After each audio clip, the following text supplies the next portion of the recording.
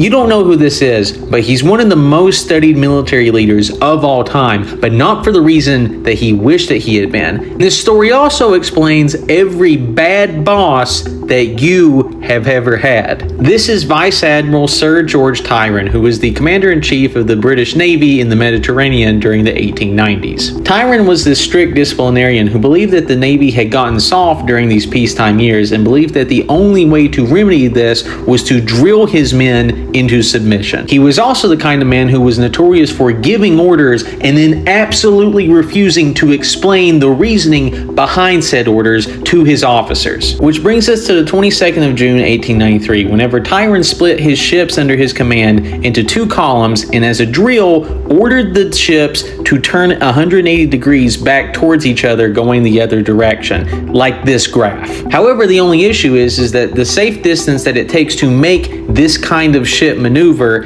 is 1,600 yards between those two columns. However, against the advice of his officers, George had ordered the two columns to be 1,200 yards apart.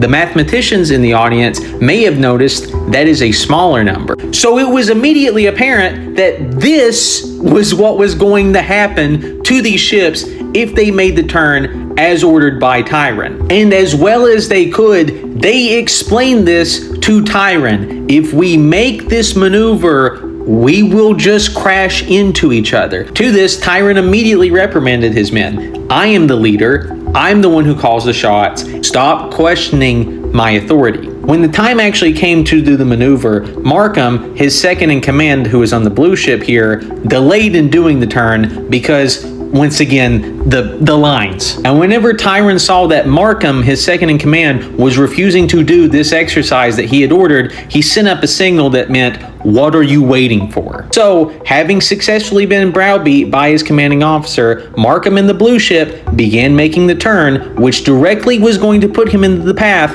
of the red ship, which contained Tyrone. And then, in a situation that absolutely no one under any circumstance could have ever guessed, Markham's ship ran right into the side of his commanding officer's vessel. In 15 minutes, Tyrone, his ship, and the 358 men that were on that vessel were all at the bottom of the ocean. The reason why so many of his men died is because Tyrone told the other ships to turn around because he did not believe that the boat was going to sink.